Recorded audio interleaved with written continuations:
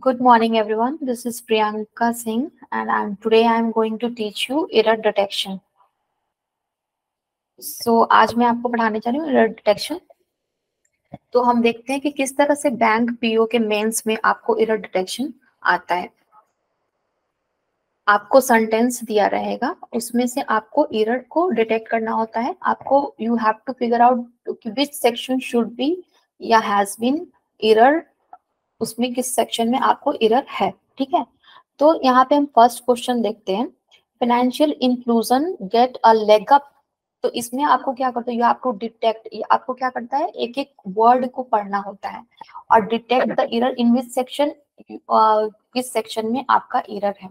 तो हमने देखा कि यहाँ फाइनेंशियल इंक्लूजन की बात हो रही है. तो सबसे पहले हम देखते हैं कि इंक्लूजन का मतलब क्या होता है.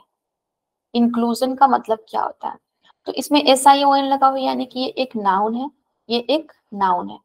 और इंक्लूजन मीन्स होता है, आपने एक्सक्लूसिव इंटरव्यू सुना होगा, तो एक्सक्लूसिव मतलब 1 to 1 और इंक्लूजन मतलब एक्सटेंसिव, मतलब समावेशी. तो इसमें फाइनेंशियल इंक्लूजन की बात है. तो नाउन को डिफाइन कर ली, which kind of inclusion is this, तो दिस इज फाइनेंशियल इंक्लूजन. यानी फाइनेंशियल क्या हो गया, एडजेक्टिव हो गया, और आपका इंक्लूजन क्या हो गया, नाउन हो गया. सेकेंड आपका है गेट अ लेकअप. तो आपको देखोगे कि आफ्टर द सब्जेक्ट या तो आपको V2 आता है, या फिर आपको V2 पास्ट टेंस में यूज करते हैं, सिंपल पास्ट टेंस में यूज करते हैं, और या तो सब्जेक्ट के बाद सीधे आपको V5 आता है. ये सिंपल प्रेजेंट में आपका यूज होता है. सिंपल प्रेजेंट में इसको हम यूज करते हैं. तो यहाँ पे या तो फाइनेंशियल इंक्लूजन है, तो ये किस type, which kind of noun is this, तो दिस इज अब्स्ट्रैक्ट नाउन. ये क्या है, अब्स्ट्रैक्ट नाउन है, जिसको हम कांट बी विजिबल, ये विजिबल नहीं है. तो abstract noun always takes singular verb, always takes singular verb.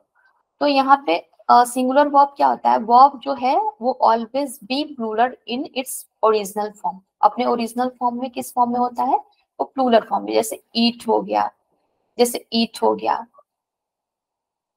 आपको मैं थोड़ा और, जैसे ईट हो गया आपका, 1 सेकेंड, जैसे ईट हो गया आपका, तो ये किस फॉर्म में है, ये आपका प्लूरल फॉर्म में है. उसके बाद ईट्स जो होता है, to make it singular we add S और ईएस. तो यहाँ पे फाइनेंशियल इंक्लूजन के बाद आपको या तो गॉट आना चाहिए था या फिर गेट्स आना चाहिए था, क्योंकि इंक्लूजन क्या है, सिंगुलर नाउन है.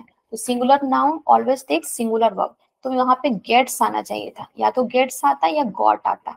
तो या तो गॉट आएगा. तो दो ही ऐसे कंडीशन है जब आफ्टर द सब्जेक्ट जो main verb is used, main verb का यूज किया जाता है.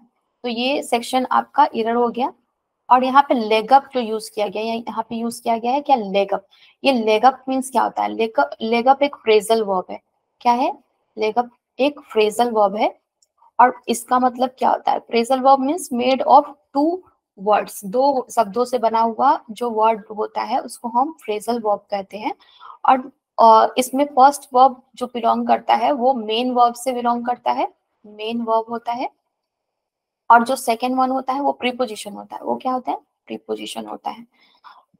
तो यहाँ पे लेगअप का मीन्स होता है सपोर्ट. तो कह रहा है कि वित्तीय समावेश में सपोर्ट के साथ जो भी 155,000 पोस्ट ऑफिस है पोटेंशियली बिकमिंग, वो बनने जा रहे हैं बैंक ब्रांचेस. और किसको एम्पावर करने के लिए, सशक्त करने के लिए, पुअर लोगों को उनके तक एक्सेस पहुंचाने के लिए. फाइनेंशियल सर्विस इन हिंडरलैंड, जहाँ पे कोई सुविधाएं नहीं, जैसे रिमोट एरियाज, गांव के एरियाज, वहां पे भी आज भी बैंक ब्रांचेस नहीं है. तो वहाँ क्या, सेल्फ हेल्प ग्रुप, छोटे छोटे सेल्फ हेल्प ग्रुप हैं, जो कुछ महिलाएं होती है, पैसा इकट्ठा करके एक जगह जमा करती हैं और उस इंटरेस्ट पे दूसरी जगह एक दूसरे को देती है. तो सेल्फ हेल्प ग्रुप से कुछ बड़ा हो गया कोऑपरेटिव बैंक, और उससे भी बड़ा हो गया एक आपका रूरल बैंक, उससे भी बड़ा हो गया आपका शेड्यूल्ड बैंक. तो वहां पे जो अनटच्ड है, जो बैंक से बिल्कुल भी अनटच्ड है, तो उन तक एक्सेस पहुंचाने के लिए, पुअर लोगों को एम्पावर, सशक्त करने के लिए बहुत सारे बैंक ब्रांचेस जो है पोटेंशियली, मतलब उतनी कैपेसिटी के पोस्ट ऑफिसेस खोले जा रहे हैं उधर, ठीक है। तो यहाँ लेग अप मीन्स होता है सपोर्ट, टू सपोर्ट, तो हमने सिर्फ टू सपोर्ट, ठीक है, टू सपोर्ट। तो यहाँ पे आपको एक एक you have to check the particular word of the sentence कि कौन कौन सा, कौन नाउन है, कौन आपका एडजेक्टिव है, उसके बाद वर्ब, मेन वर्ब कहाँ लगा हुआ है, वो आपको चेक करना है। तो ये इसमें आपका आंसर हो गया फर्स्ट वन। नेक्स्ट नेक्स्ट जो है the existing says act was, says means क्या होता है, what is the meaning of says? Special economic zone. Existing means जो अभी भी अस्तित्व में है, तो वॉज इनएक्टेड, ये पैसिव में लिखा हुआ, ये जो सेंटेंस है ये क्या है, पैसिव में लिखा हुआ है, क्योंकि ये जो सेज एक्ट है ये खुद तो कोई काम नहीं करेगा, इसको कोई ना कोई तो काम करवा रहा होगा, या खुद कोई ना कोई इसको काम कर रहा होगा। तो says act was enacted means executed, मतलब लागू हुआ, एग्जीक्यूट हुआ इन 2006 में विथ एन एम के साथ। यहाँ तक सही है कि इस एम के साथ, टू क्रिएटिंग नहीं होगा, यहाँ पे क्या होगा, to create, to create, to create ये इन्फिनिटिव का एक पार्ट है कि टू के साथ V1 कैरी करते हैं हम, टू के साथ हम लोग क्या यूज करते हैं, V1 यूज करते हैं टू गेट योर डेस्टिनेशन, अपनी डेस्टिनेशन को प्राप्त करने के लिए टू के साथ वर्ब का original form of verb use होता है। तो यहाँ पे क्या है लिखा हुआ कि एग्जिस्टिंग जो सेज एक्ट है उसको लागू किया गया 2006 में इस उद्देश्य के साथ कि एक्सपोर्ट का हब क्रिएट करना है, एक्सपोर्ट के हब को क्रिएट करना है और बढ़ाना, बूस्ट करना मतलब बढ़ाना, मैन्युफैक्चरिंग को, इस कंट्री में मैन्युफैक्चरिंग को बढ़ावा देना है। एक्सपोर्ट मीन्स क्या होता है और इंपोर्ट मीन्स क्या होता है? तो टू सेल समथिंग, कुछ भी चीज आप सेल कर रहे हो या अपने देश से बाहर, उसको एक्सपोर्ट करना बोलते हैं। और इंपोर्ट, कुछ भी चीज परचेस कर रहे हो, ला रहे हो दूसरे देश से, उसको इंपोर्ट बोलते हैं। हब्स मीन्स सेंटर बनाना, हब्स मीन्स सेंटर। तो यहाँ पे सिर्फ यही चेक करना था कि ये हमारा जो सब्जेक्ट है, ये सब्जेक्ट एक्सटेंशन है, सेज एक्ट, ये हमारा नाउन है, तो सिंगुलर नाउन है तो ऑलवेज टेक सिंगुलर वर्ब। और एग्जिस्टिंग किस प्रकार का ये एक्ट है, सेज एक्ट, तो एग्जिस्टिंग जो अभी भी अस्तित्व में है, उसके पहले हमने आर्टिकल देखा है और देखा है कि ये जो सेज है ये खुद काम, ये एक्ट जो खुद काम नहीं करेगा, इसको किसी ना किसी ने लागू करवाया होगा। तो ये पैसिव में बना हुआ है, वाज के बाद V3 यूज किया हुआ है, उसके बाद इन 2006 सही है इस एम के साथ कि टू क्रिएट, किसी चीज को डेस्टिनेशन की प्राप्ति के लिए हम लोग 2 + V1 का यूज करते हैं। जैसे I am going to Goa to have some fun, मतलब I am going to market to have some food, तो मैं जा रही हूँ मार्केट अब क्या प्राप्ति के लिए, कुछ खाने के लिए, ठीक है। तो इसमें आपकी option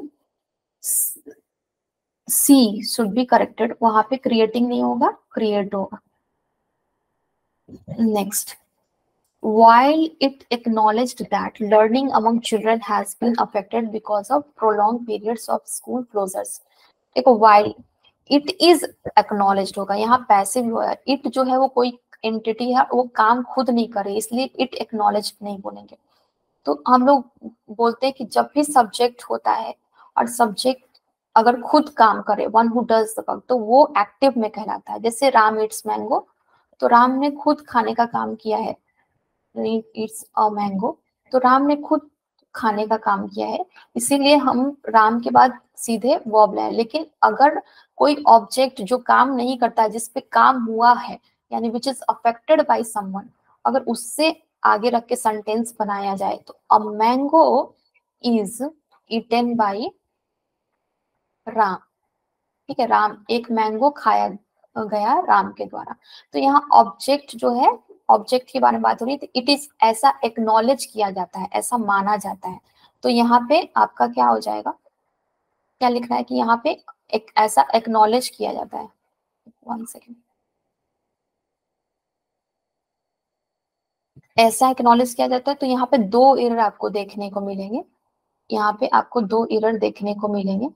error number 1, it is acknowledged होगा, यहाँ पे क्या होगा, it is acknowledged, it is ऐसा एक्नॉलेज किया जाता है। इट के साथ singular verb always takes singular, noun always takes singular verb. तो it is acknowledge that learning among children, अध्ययन के बारे में बात हो रही है कि लोग बच्चों के अध्ययन के बारे में। तो यहाँ पर लर्निंग आपका सब्जेक्ट हो, तो लर्निंग के लिए हैज यूज हुआ है तो सही है, ये सिंगुलर वर्ब यूज हुआ है। तो लर्निंग यहाँ पे भी क्या है, लर्निंग खुद से नहीं, खुद तो काम नहीं कर रहा, उस पर काम किया जा रहा है। अध्ययन, बच्चों के अध्ययन के बारे में बोला गया, तो यहाँ पे हैज बीन यूज किया गया, हैज बीन अफेक्टेड, ये पैसिव में है, यहाँ तक सही है कि बच्चों का अध्ययन अफेक्ट हो रहा है, प्रभावित हो रहा है, बिकॉज ऑफ किस चीज के कारण, और प्रोलॉन्ग पीरियड्स। तो यहाँ पीरियड्स जो लिखा है वो क्या है, वो नाउन है, ये क्या है, पीरियड्स नाउन है। और नाउन को डिफाइन करने के लिए हमें क्या चाहिए, एडजेक्टिव चाहिए। तो आपने पार्टिसिपल में अगर पढ़ा होगा तो पता होगा कि पास्ट पार्टिसिपल होता है और प्रेजेंट पार्टिसिपल होता है। To be worked as an adjective, तो कुछ ऐसे वर्ब होते हैं जिनको हमने कुछ लगा करके एडजेक्टिव के रूप में यूज करते हैं। तो पास्ट पार्टिसिपल यानी V3 का यूज करते हैं एज ए एडजेक्टिव, और V4 का यूज करते हैं प्रेजेंट पार्टिसिपल में एज एन एडजेक्टिव। जैसे रनिंग नोज हो गया, बहता हुआ, नाक का पानी, फ्लोटिंग बोट हो गया, ठीक है, तो बोट जो तैर रही है। तो यहाँ पे अगर V3 का एग्जाम्पल लेना है एज एन एडजेक्टिव, तो जैसे बर्न्ड पैन हो गया, या बर्न्ड स्किन हो गया। तो इसका मतलब क्या हो जाता है कि ये विच kind of skin she has और ही हैज, बर्न्ड स्किन, ठीक है। तो यहाँ पे वर्ब को तो वो V3 और V4 लेकर के एज एन एडजेक्टिव यूज करते हैं हम, ठीक है। तो यहाँ पे आपका प्रोलॉन्ग और पीरियड नहीं होगा, यहाँ पे होगा प्रोलॉन्ग्ड पीरियड्स, प्रोलॉन्ग्ड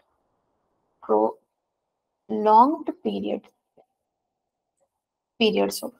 तो which section should be corrected, D. Next,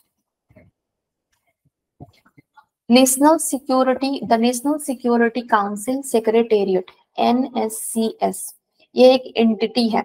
national security council secretariat क्या है, एक एंटिटी है जिसको, तो एंटिटी के लिए जो भी रिलेटिव प्रोनाउन लेते हैं, रिलेटिव यानी उसके बारे में आगे कुछ बात परस्यू करनी है, तो उसको जो प्रोनाउन लेते हैं वो विच यूज करते हैं या दैट यूज करते हैं। तो विच का यहाँ पे यूज किया गया है कोई नॉन लिविंग थिंग के लिए। तो नेशनल सिक्योरिटी काउंसिल में कुछ मेंबर्स हैं, काम करते हैं, वो निकलते भी हैं और उनमें फिर आते जाते भी, न्यू मेंबर्स आते जाते हैं और बोर्ड मेंबर्स निकलते जाते हैं। तो ये एक एंटिटी हो गई, ये नॉन लिविंग है, तो इसके लिए हमने विच रिलेटिव प्रोनाउन यूज किया है, उसके बारे में आगे बोला जा रहा है।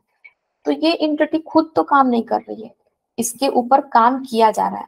तो इज हेडेड बाय, इसको हेड कर किसके द्वारा किया जा रहा है, इसको हेड किया जा रहा है नेशनल सिक्योरिटी एडवाइजर के थ्रू। ये एक पोस्ट का नाम दिया हुआ है, उनके थ्रू उसको हेड किया जा रहा है। ये पैसिव में है, सेंटेंस किया जाता है, जिनका नाम है अजीत डाबोल, ठीक है। तो अजीत डाबोल जो लिखा हुआ है, Ajit Dabol has been allocated ₹232.71 crore against ₹228.72 crore allocate last year। तो यहाँ पे अजीत डाबोल को नहीं एलोकेशन करना है, अजीत हैज बीन एलोकेटेड नहीं होगा, अजीत डाबोल यहाँ पे क्या कर रहे हैं, एलोकेट कर रहे हैं, मनी को डिस्ट्रीब्यूट कर रहे हैं, बांट रहे हैं इन अ सर्टेन वे। तो यहाँ पे हैज बीन कहने का मतलब कि अजीत डाबोल को बांटा जा रहा है। यहाँ पे क्या हो जाएगा, Ajit has allocated, Ajit Dabol has allocated, V3 होगा। ये आपका पैसिव में नहीं बनेगा, ये क्या बनेगा, एक्टिव में बनेगा। तो बीन यहाँ पे एग्जैगरेशन है, वो नहीं यहाँ होना चाहिए, इज रिमूव फ्रॉम हियर। बाकी सेंटेंस आपका सही है कि अजीत डाबोल जो है उन्होंने वितरण किया है 232.71 करोड़, जो लास्ट ईयर कितना करोड़ किया था, 228.72 करोड़, ठीक है।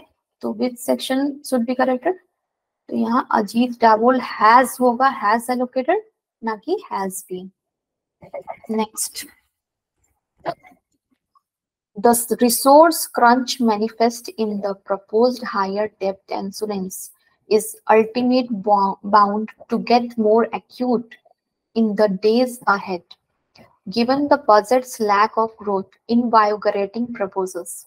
That means the resource means जो संसाधन की बात हो रही है, रिसोर्स मीन्स संसाधन की बात हो रही है यहाँ पे, ठीक है। क्रंच मैनिफेस्ट, क्रंच मीन्स क्या होता है, आपने कुछ सुना होगा, लॉ ऑफ अट्रैक्शन, मैनिफेस्टेशन। तो यहाँ पे ये जो सब्जेक्ट एक्सटेंशन है, यहाँ पे क्या है, सब्जेक्ट को इतना दूर एक्सटेंड किया गया है कि सब्जेक्ट का डिस्क्रिप्शन दिया गया है यहाँ से यहाँ तक, ये पूरा फर्स्ट है कि जो संसाधन की बात हो रही है उसका क्रंच मैनिफेस्ट इन प्रपोज्ड, प्रपोज्ड मतलब प्रस्तावित, जो ऐसा प्रस्ताव लाया गया अभी फाइनल नहीं हुआ है, इसमें हायर डेट इंश्योरेंस के बारे में बात हो रही है। तो क्रंच मीन्स होता है उसका क्रक्स पॉइंट, ठीक है। तो यहाँ पे इज के बाद रिसोर्स के साथ क्या है, singular subject goes with the singular verb. तो इज के बाद आपका क्या होना चाहिए, इज के बाद आपका V3 आएगा या एडजेक्टिव आएगा, इज के बाद आएगा V3 आ सकता है, या फिर इज के बाद आपको कोई एडजेक्टिव आ सकता है, या फिर इज के बाद आपको ING करके V4 आ सकता है। यही तीन चीजें आपको आ सकती है, ठीक है। तो यहाँ पे लिखा है is ultimate bound to get more acute. Acute means much भी होता है, शार्प भी होता है। अगर आपको मेटरलिस्टिक थिंग के बारे में बात करोगे तो इसका मतलब होता है शार्प, ठीक है, शार्प। दैट मीन्स कि the knife has acute edge, मतलब नाइफ का जो है वो शार्प एज है। तो फिजिकल अपीयरेंस जिसका दिख रहा है उसके लिए आप शार्प भी यूज कर सकते हो, और कुछ मेंटली कुछ बोलना है या फिर इमोशनली कुछ चीज से बोलना है, I have a acute pain in my hand, मतलब बहुत तेज पेन हो रही है, ज्यादा पेन हो रही है। तो यहाँ पे देखो इस के बाद V3 आना चाहिए था, ठीक है, V3 आना चाहिए था, तो बाउंड है, बट लेकिन वर्ब को कौन डिफाइन करता है, मेन वर्ब को कौन डिफाइन करता है कि कितना बाउंड है या किस प्रकार का बाउंड है। तो अल्टीमेटली बाउंड होगा, क्या होगा, अल्टीमेटली बाउंड,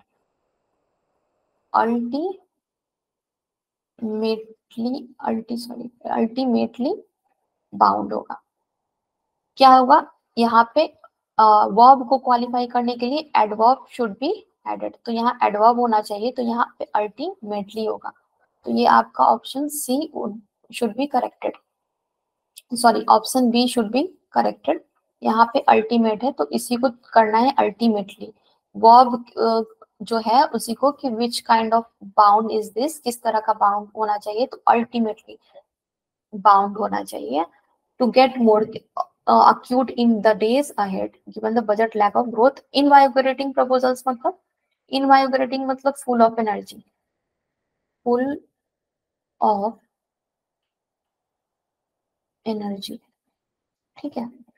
तो इसके कहने का मतलब ये होगा जो संसाधन है उनको प्रपोज, जो भी मैनिफेस्ट किया गया उसमें हायर डेप्थ इंश्योरेंस को अंतिम तौर पे बाउंड कर दिया गया है, अधिक से अधिक आने वाले दिनों में उसको अधिक से अधिक उसको बांध दिया गया है कि बजट का लैक ऑफ ग्रोथ ना हो, मतलब जो आने वाले प्रपोजल्स है जो फुल एनर्जी के साथ आने वाले हो तो उनका लैक ऑफ ग्रोथ ना हो, इसके लिए। The move comes in the backdrop of China's setting of model villages close to the line of actual control। जो मूव लिया गया है, जो यहाँ पे क्या लिया गया है, जो कदम उठाए गए, जो मूव लिया गया है, तो द मूव के साथ कम, तो ये मूव क्या है, एक कदम उठाया गया है, तो सिंगुलर है, तो सिंगुलर यहाँ पे वर्ब भी होना चाहिए। तो मूव के साथ कम्स सही है। कम्स इन द बैकड्रॉप, जो परिणाम, जो बुरा परिणाम झेलना पड़ा ऑफ चाइना को, सेटिंग ऑफ मॉडल विलेजेस नहीं हुआ, सेटिंग ऑफ मीन्स क्या होता है, डिपार्टेड ऑफ, सेटिंग ऑफ जो प्रेजेंट वर्ब है इसका मतलब होता है डिपार्टेड ऑफ, डिपार्टेड ऑफ, इसका मतलब होता है कि अलगाव, अलगाव को दर्शाता है। यहाँ पे अलगाव नहीं किया है, इसने सेटिंग अप किया है, इसने क्या किया है, सेटिंग अप किया है, मतलब फाउंडेशन लगाया है, फाउंडेशन बिठाया है, फाउंडेशन लगाया है। तो मॉडल विलेजेस वहां पे उसने सेटिंग अप स्टैब्लिश किया, टू स्टैब्लिश समथिंग, तो यहाँ पे टू स्टैब्लिश होगा, ठीक है, तो उसने मॉडल विलेज कहाँ पे बना दिए हैं, लाइन ऑफ कंट्रोल पे, लाइन ऑफ कंट्रोल पे। तो which section should be corrected, तो यहाँ पे instead of setting of we use setting up.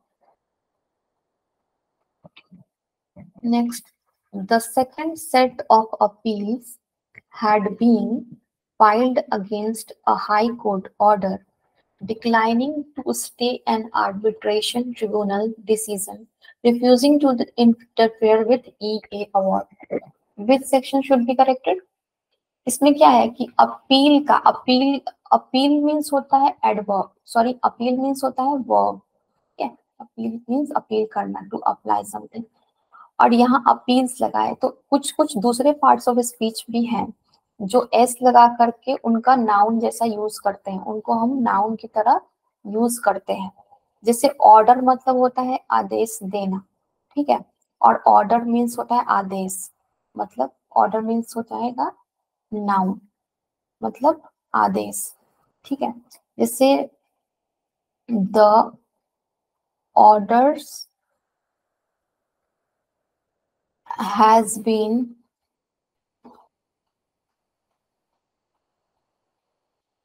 Taken by the Supreme Court, Supreme Court, S Supreme Court, ये और लिया गया, और ये लिया गया कि ऑर्डर किसके द्वारा, और सुप्रीम कोर्ट के द्वारा इसको लिया गया है, ठीक है, सुप्रीम कोर्ट के द्वारा इसको लिया गया। तो ऐसे ही कुछ दूसरे दूसरे पार्ट्स ऑफ स्पीच से एस लगा करके आप नाउन बना सकते हो। तो अपील का जो सेकंड सेट था, तो आपने यहाँ देखो कि सेट जो है वो किस टाइप का सेट है, सेकंड सेट। ये सेकंड क्या है, एडजेक्टिव है, और सेट क्या है, नाउन है। सेट नाउन है और ये आपका एडजेक्टिव है। ये विच kind of adjective is this, तो ये किस तरह का एडजेक्टिव है, ये आप देखोगे कार्डिनल ऑर्डिनल एडजेक्टिव आपने पढ़ा होगा एडजेक्टिव ऑफ नंबर में, ठीक है। तो यहाँ पे दी सेकंड है ये लिखा हुआ, तो इसका मतलब ये ऑर्डिनल एडजेक्टिव है, फर्स्ट सेकंड थर्ड, ये क्या होता है, ordinal adjective. Ordinal adjective always takes the article before itself, अपने पहले द आर्टिकल लेता है। तो अपील का जो सेकंड सेट है, तो अपील खुद से तो नहीं कोई काम अगेंस्ट कर देगा, फाइल अगेंस्ट कर देगा, उसको किसी ने किया होगा। तो यहाँ पे पैसिव में बना हुआ है कि अपील का सेकंड सेट जो है उसको फाइल किया जा चुका है अगेंस्ट हाई कोर्ट के डिसीज ऑर्डर के against, high court order against. High court ने क्या ऑर्डर दिया था, declining to stay an arbitrational tribunal. जो आर्बिट्रेशन मीन्स होता है कि दो लोगों के बीच में जो मतभेद हो रहे होते हैं ना, उसको सुलझाने वाला, आर्बिट्रेटर उसको बोलते हैं। तो आर्बिट्रेशन ट्रिब्यूनल जो है वो मतभेद को सुलझाने वाला है, तो उसने स्टे से इनकार कर दिया था। तो इसी को हाई कोर्ट के जो ऑर्डर है उसके अगेंस्ट फाइल किया गया है सेकंड अपील डिसीजन, जो refusing to interfere with the award. ये डिसीजन दिया गया था कि ई अवार्ड में इंटरफेयर करने से रिफ्यूज कर देना है, ठीक है। तो यहाँ पे आपकी गलती क्या है वो आपको ढूंढना है। तो आपने अभी तक आपको पता चल गया होगा कि यहाँ पे क्या गलती है, कौन सी गलती है। तो यहाँ पे आपका कोई भी गलती नहीं है, एक भी जगह पे गलती नहीं है। फाइल अगेंस्ट, किसके अगेंस्ट फाइल किया गया, हाई कोर्ट के ऑर्डर के against, declining to stay, stay पे डिक्लाइन करने के लिए एन आर्बिट्रेशन ट्रिब्यूनल डिसीजन। तो इसमें आपका ऑप्शन हो जाएगा ई। 8th नंबर क्वेश्चन देखते हैं।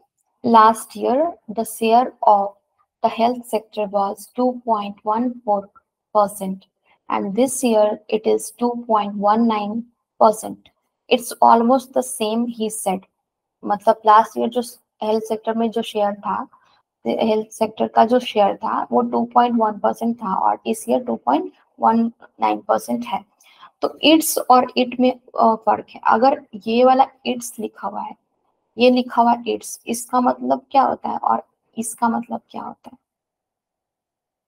कि इसका मतलब होता है इट इज, सॉरी इसका मतलब होता है इट इज, मैं फिर से इसको रब करके लिख देती हूँ, ये वाला इट्स होना चाहिए था, इट्स ऑलमोस्ट सेम। तो ये वाला आपको इट्स होना चाहिए था कि इट इज या वॉज या फिर हैज, इसके लिए इट्स भी यूज करते हैं। और यहाँ पे इट्स जो यूज करते हैं ये पॉजेसिव वर्ड है। पॉजेसिव मतलब, possessive word means to the power authority of someone, to show the power authority of someone upon someone, किसी का किसी पे अधिकार दर्शाने के लिए इसका यूज करते हैं। जैसे कि अगर मैंने बोला एक एग्जाम्पल आप देख लो, जैसे लिखा मैंने एक एग्जाम्पल, डॉग हर्ट इटसेल्फ, अपने आप को। तो इंग्लिश में क्या होता है, ह्यूमन बीइंग के अलावा बाकी सब जो होते हैं वो कंसीडर करता है उसको नॉन लिविंग। ठीक है, तो डॉग हर्ट इटसेल्फ, ठीक है, डॉग ने अपने आप को हर्ट कर दिया, तो यहाँ पे इट लगा है। ठीक है, तो यहाँ पे आपको इट्स क्या होगा, ये वाला नहीं होगा, यहाँ पे अपोस्ट्रोफी लगना चाहिए था। तो option D should be corrected. Next 9th number question, Tokyo has south, has के बाद V3 लगा है, सी की जगह साउथ लगा है, V3 सही है। To walk a careful line in its approach to China, China. ठीक है, तो टोक्यो ने क्या किया है, वॉल्का में जो careful line in its approach, तो उसका जो टोक्यो है वो कैपिटल किसका है, जापान का। तो उसने सीक आउट किया है, खोजा है वॉल्का केयरफुल लाइन अपना अप्रोच किसके साथ बनाने के लिए, चाइना के साथ बनाने के लिए। यहाँ बैलेंस द प्रेशर दूसरा सेंटेंस स्टार्ट हो रहा है। तो जो भी दूसरा सेंटेंस स्टार्ट होगा ना, तो सीधे वर्ब से नहीं स्टार्ट होगा, वर्ब से कोई भी सेंटेंस स्टार्ट नहीं होता है। तो हमने क्या स्टार्ट करना है, या तो बैलेंसिंग लिखना है, balancing the pressure, balancing the pressure, pressure को बैलेंस करने के लिए, या फिर to to balance the pressure, मतलब कि प्रेशर को बैलेंस करने के लिए आपको इस तरह से यूज करना है। अकेले आपका वर्ब नहीं आएगा, बैलेंस द प्रेशर नहीं होगा, बैलेंसिंग द प्रेशर या टू बैलेंस द प्रेशर या फिर balanced the pressure, balanced the pressure होगा। Put on Beijing by close ally Washington, तो बैलेंसिंग प्रेशर को बैलेंस करने के लिए किस पे दबाव डाल रहा है, बीजिंग पे, कि बाय क्लोज अलाई वाशिंगटन के साथ। ठीक है, तो यहाँ पे आपका कौन सा सेक्शन करेक्ट करना है आपको, तो यहाँ पे बैलेंस वाला जो होगा, किधर है बैलेंस वाला, चाइना। यहाँ बैलेंसिंग द प्रेशर, और कभी भी वर्ब से स्टार्ट नहीं करेंगे हम सेंटेंस को। नेक्स्ट 10th, इन अक्टूबर 2018 इंडिया अग्रीड, अक्टूबर 2018 यहाँ तक सही है। फिर उसके बाद इंडिया, इंडिया, इंडिया नाउन है, और यहाँ पे क्या है, अग्रीड। तो मैंने बोला था कि नाउन के कोई भी सब्जेक्ट है उसके जस्ट बाद या तो V2 होगा या फिर V5 होगा, V5 या V1 होगा। ठीक है, तो V5 क्यों लेते हैं कि सिंगुलर सब्जेक्ट के साथ, सिंगुलर सब्जेक्ट के साथ सिंगुलर वर्ब, तो सिंगुलर वर्ब कहाँ पे होता है, V5 सेक्शन में। जैसे मैंने बोला कि ईट, ये क्या हो गया V1, एट ये क्या हो गया V2, ईटन ये क्या हो गया V3, V4 क्या हो गया ईटिंग, ING ईटिंग, और V5 क्या होता है, ये आपका ईट्स हो जाता है। ठीक है, तो ये वाला जो होता है ये सिंगुलर होता है, और ये वाला जो होता है ये प्लूरल होता है। ठीक है, ये आपका प्लूरल होता है ये वाला, और ये आपका सिंगुलर होता है। तो मैंने V5 और V1 इसलिए लिया है कि I और you always takes plural verb, तो प्लूरल वर्ब जो भी लेगा तो आपका क्या होगा, plural subject goes with the plural verb, यानी कि V5 सॉरी V1, और singular subject goes with the singular verb यानी कि V5।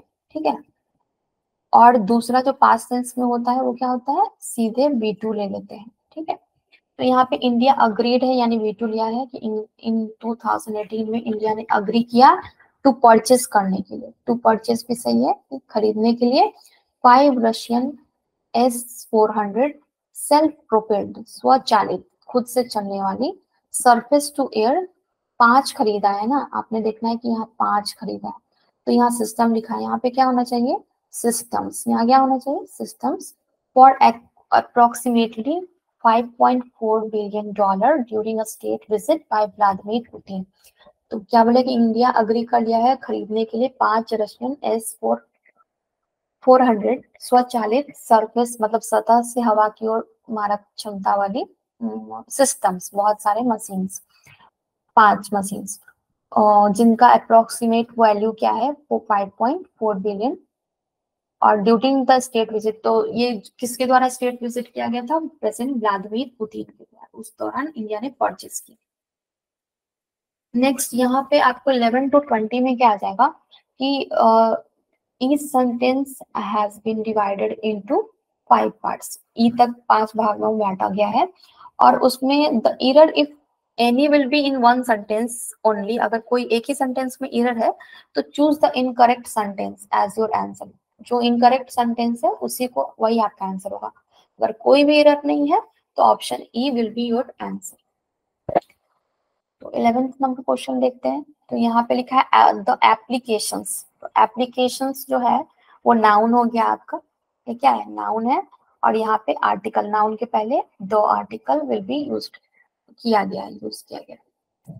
तो एप्लीकेशन खुद से काम नहीं करेगा, तो ये पैसिव में बना हुआ है। तो एप्लीकेशन आर ओपन, तो आर के बाद open used as a adjective भी यूज करते हैं और एज अ वर्ब भी यूज करते हैं, एज अ वर्ब भी यूज करते हैं। तो यहाँ पे जो एज अ एडजेक्टिव यूज किया गया है, तो मैं कुछ बता दूं आपको, जैसे कुछ आपको जो प्राइमरी वर्ब्स होते हैं जैसे इज, आर, एम, वाज, वर, इसके साथ आप एडजेक्टिव यूज करते हैं, जैसे शी इज इंटेलिजेंट, तो इज के बाद सीधे इंटेलिजेंट आ गया, ठीक है। तो उसी तरह ओपन एज एडजेक्टिव यूज हुआ है, एज एन एडजेक्टिव यूज हुआ है। तो application are open until February 28, 2022। तो एप्लीकेशन को खोल दिया गया है कब तक के लिए, कब तक के लिए, February 28, 2022। तो ये सेंटेंस सही है आपका। Union finance minister Nirmala Sitharaman present कर रही है, presenting her 4th budget and the second one in an pandemic hit economy on Tuesday. तो निर्मला सीतारमन है प्रेजेंट कर रही है 4th budget and the second one in an pandemic होगा या अ पेंडेमिक होगा, एन पेंडेमिक और अ पेंडेमिक। तो यहाँ पे आपने देखा होगा कि जो फर्स्ट लेटर आप प्रोनाउंस कर रहे हैं तो आपको कैसा आ रहा है साउंड, साउंड कैसा आ रहा है, पेंडेमिक, यानी कॉन्सोनेंट साउंड आ रहा है। तो यहाँ पे अ पेंडेमिक होगा ना कि an pandemic, an is replaced with a, तो this will be your answer, B होगा। अगर सब सही होता तो आपने ई तक जाना था। थर्ड भी देख लें, finance minister Nirmala Sitharaman on Tuesday, तो कभी भी होगा तो ऑन ट्यूसडे, ऑन मंडे, ऐसे करके होगा। ऑन ट्यूसडे प्रपोज्ड, यानी कि यहाँ पे निर्मला सीतारमन नाउन के बाद V2 लिया गया है, प्रपोज किया, और 30% tax on income from virtual digital assets. तो 30% टैक्स कहाँ से उठाया गया, वर्चुअल डिजिटल एसेट्स से, such as cryptocurrencies and non fungible token, ठीक है, NFT से ये 30% टैक्स लिया गया है, ठीक है। For business D the tax proposals are something of a mixed bag. तो ये सारे जो चीजें सही है for the tax proposal, which kind of proposal is this, this is this one is belongs to tax proposal. Are proposals है तो are, ये भी सही है। तो आपको एक गलती यहाँ पे मिल गई यही सेंटेंस में कि एन पेंडेमिक नहीं हुआ, क्या होगा, ऑफ पेंडेमिक होगा। नेक्स्ट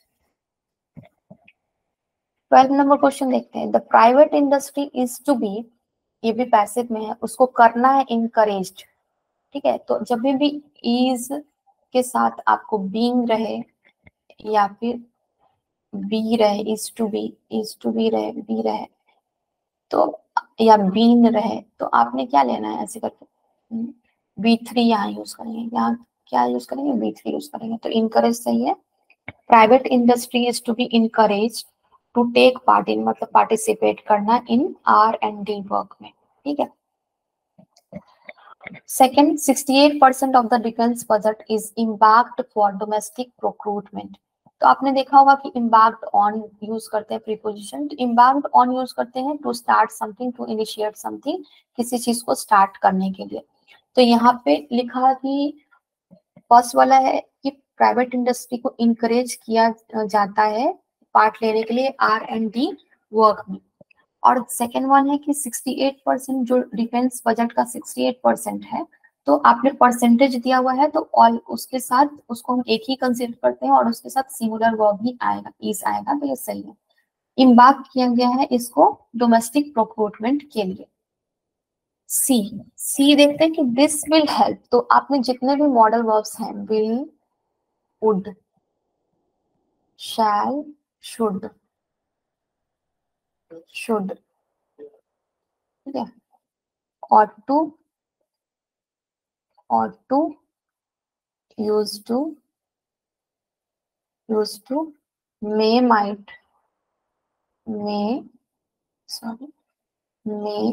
might, और आपका must, can, could, dare, need, ये सब के साथ जितने भी मॉडल वर्ब्स हैं ये सब के साथ V1 विल बी यूज्ड, हमेशा वर्ब का ओरिजिनल फॉर्म यूज होगा। तो this will help domestic industry, ये हेल्प करेगा डोमेस्टिक इंडस्ट्री में, सही है। विल के साथ V1 यूज हुआ है, help. The government has recognised, has के बाद V3 यूज किया है, गवर्नमेंट ने रिकॉग्नाइज कर लिया है crypto currencies and the RBI will introduce, तो विल के साथ इंट्रोड्यूस है, ये भी V1 है, ये भी सही है। और डिजिटल रुपी, तो यहाँ पे आपका क्या हो जाएगा, सारा का सारा सही है, ठीक है, एक भी गलती इसमें है नहीं, नो एरर। 13 का ए देख लेते हैं।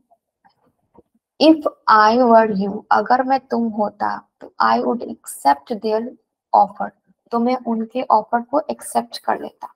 तो वुड के साथ क्या आया है, V1, एक्सेप्ट, सही है। यहाँ कंडीशनल सेंटेंस है कि अगर मैं तुम्हारी जगह होता या तुम होता तो मैं उनके चीजों को एक्सेप्ट कर लेता, तो ये पास्ट टेंस में पास्ट की बात के लिए बोला गया है, तो आई वुड सही है। एक्सेप्ट वुड के साथ V1 आएगा, वो भी सही है, तो उनके ऑफर को देयर ऑफर सही है। B, as a result we are people would like to call it a landmark decision, मतलब एज अ रिजल्ट हम लोग हैं तो हम लोग इसको कह सकते हैं एक लैंडमार्क डिसीजन, ठीक है, एक बहुत बड़ा चिन्हित डिसीजन, ठीक है। They have negligible expert in international law, negligible मतलब नथिंग मतलब नगण्य भी बोलते हैं उसको हिंदी में, नगण्य मतलब न के बराबर, जीरो के बराबर। तो उनका बिल्कुल भी, एक्सपर्ट मीन्स होता है कि the person who skills with the person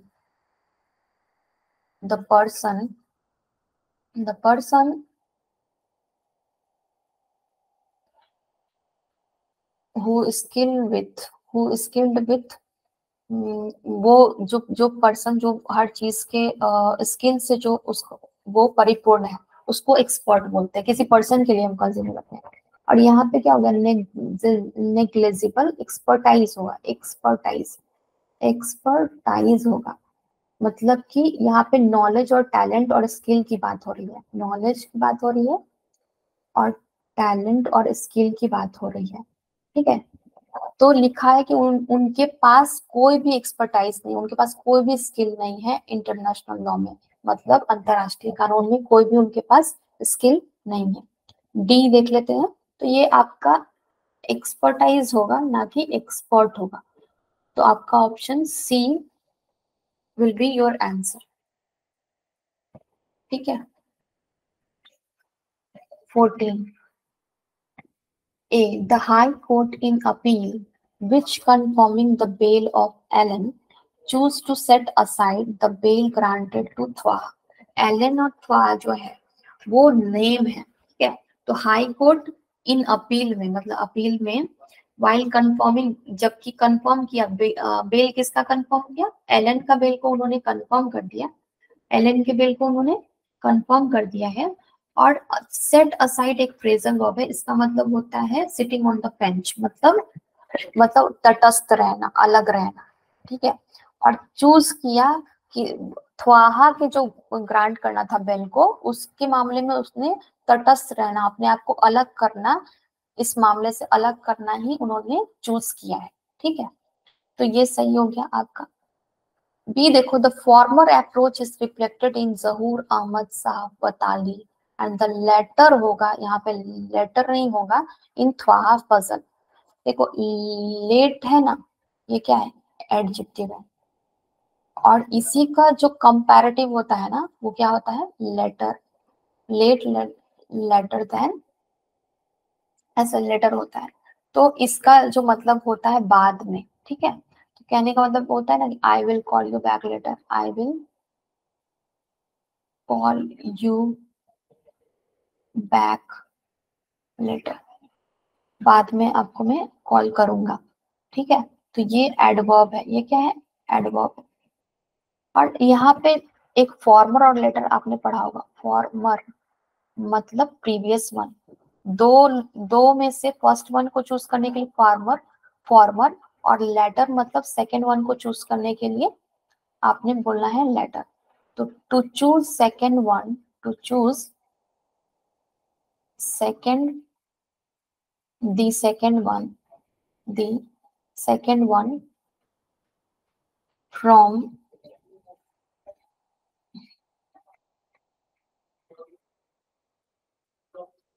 to choose second one from the, या फिर of the two of them, ठीक है। तो दो में से किस, दो में से, टू ऑफ देम में से, टू ऑफ देम में से, टू ऑफ देम में से, दो में से पहले वाले के लिए फॉर्मर, तो फॉर्मर प्रेसिडेंट, एंड बाद वाला दो में से। जैसे कि मैं एक एग्जांपल आपको एग्जांपल देके बता रही हूँ, जैसे आपने आई हैव सीन, अगर मैं बोलूं कि I have seen the administration of Manmohan Singh and PM Modi, मैंने लिखा I have seen the administration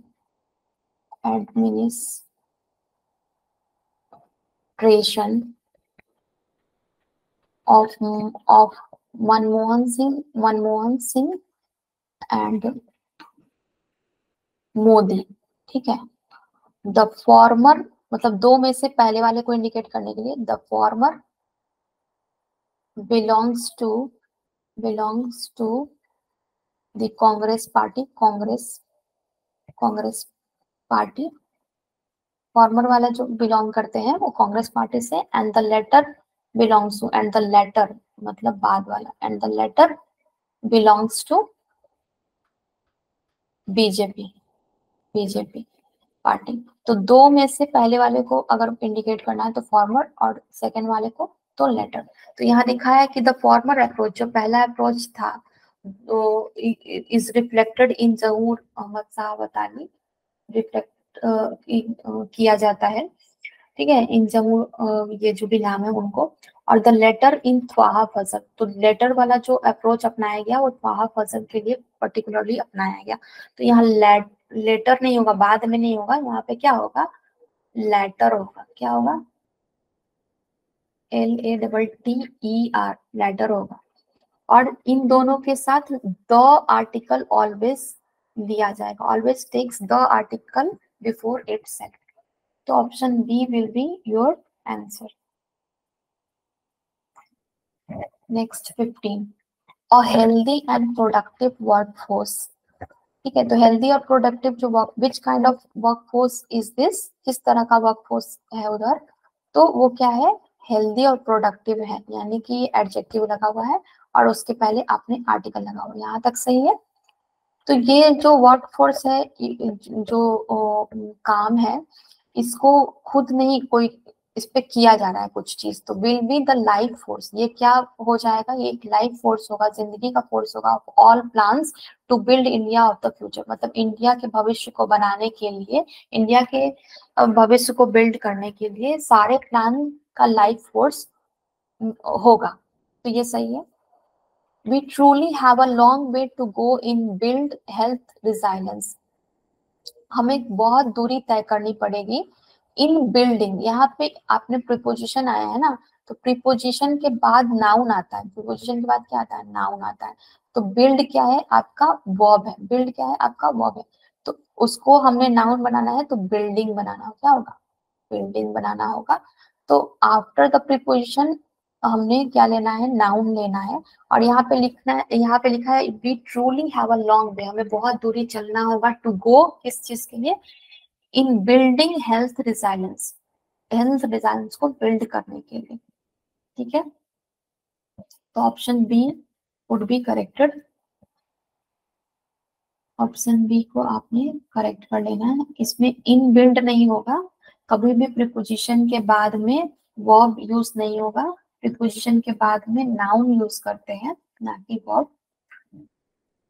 16, the applications for digital tools across different independent functions of the smart city have been catching up of late. Of late मतलब recently.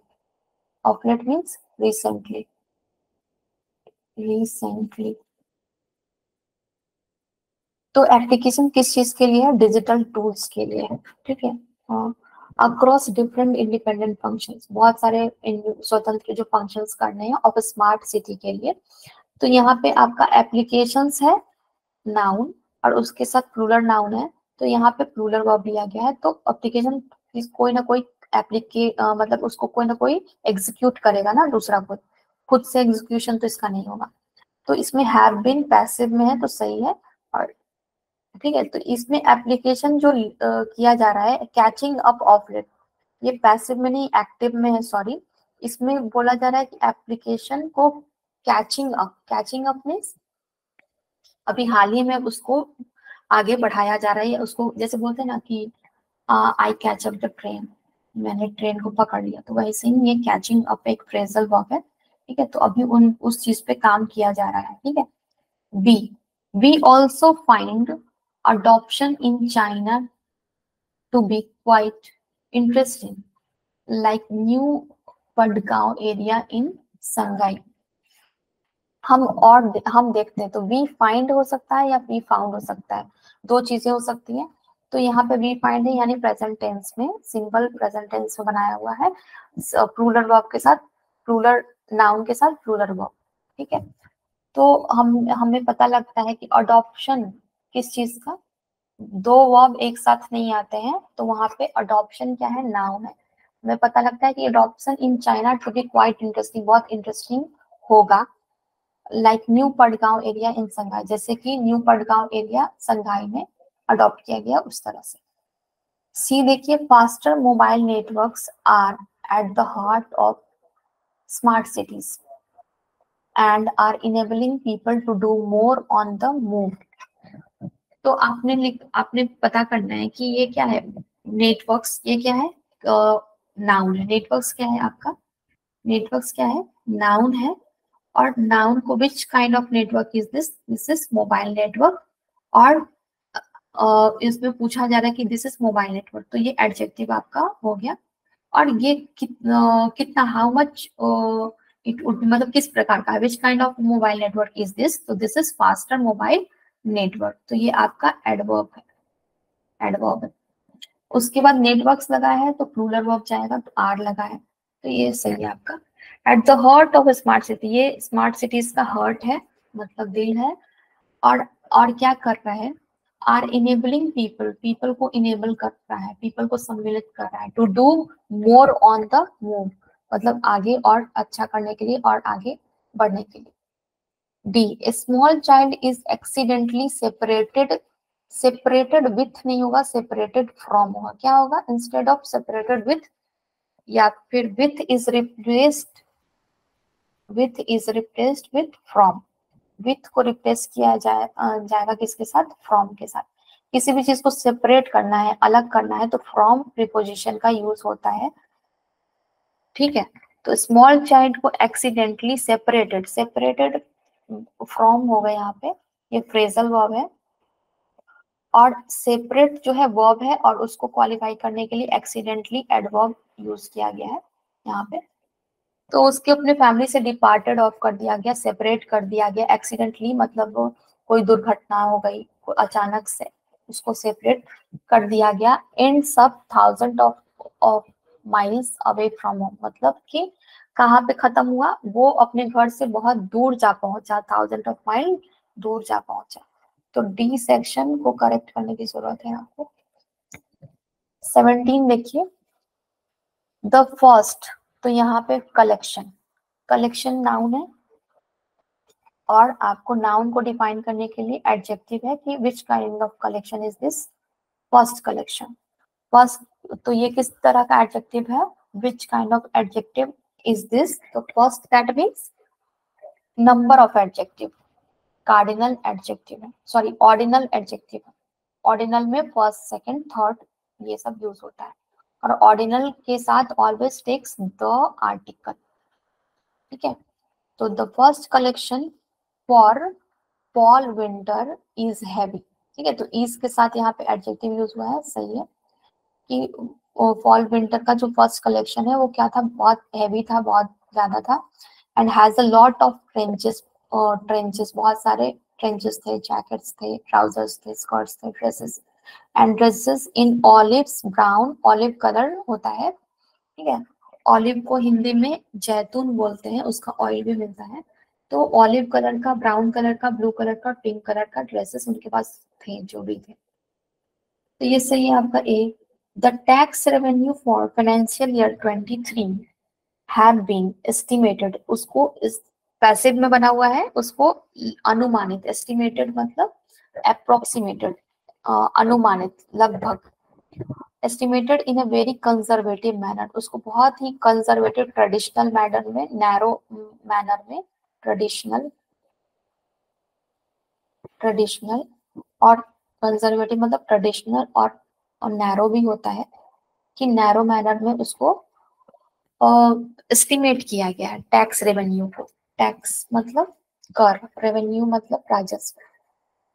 तो ये आपका सही है। सी देखिए, the 30% of tax on cell of digital assets is very good, तो ये भी सही है। इसके बाद वेरी गुड आया है, यानी एडजेक्टिव, और एडजेक्टिव को क्वालिफाई करने के लिए very adverb will be used, यहाँ पे होगा वेरी एडवर्ब यूज हुआ है, ठीक है, हैज बीन यूज्ड। तो 30% ऑफ टैक्स ऑन सेल पे टैक्स है, 30% ऑफ डिजिटल एसेट्स के लिए। तो यहाँ पे तो जब भी परसेंटेज आ जाए ना, तो हमेशा सिंगुलर वर्ब लेंगे। नेक्स्ट देखिए, the increase in defence purchases domestically from 58% to 68%। By की जगह क्या होगा, by is remove from here, sorry, by is remove from here and by is replaced with to, उसको रिप्लेस किया जाएगा टू के साथ। तो डिफेंस का जितना भी परचेज में इंक्रीज हुआ है डोमेस्टिकली, घरेलू रूप से, वो इंक्रीज का नंबर दिखा रहा है कि कहाँ से कहाँ इंक्रीज हुआ है। तो फ्रॉम 58% टू 68% इंक्रीज हुआ है। वो क्या दिखाता है, इंडिकेट्स दैट कि government means business here, government यहाँ पे बिजनेस अच्छा कर रही है। तो डी सेक्शन में आपकी गलती किसमें हो गई, डी सेक्शन में। नेक्स्ट, फर्स्ट है a budget for financial year 2022 to 23 has been presented in unique circumstances, ठीक है। तो बजट को किसी ना किसी ने पेश किया होगा, तो ये पैसिव सेंटेंस है कि बजट जो है फाइनेंशियल ईयर 2022 to 23 का, वो प्रेजेंट किया जा चुका है एक अलग तरह के यूनिक सर्कमस्टांसेस में, ठीक है, अलग तरह की परिस्थिति में। Second B,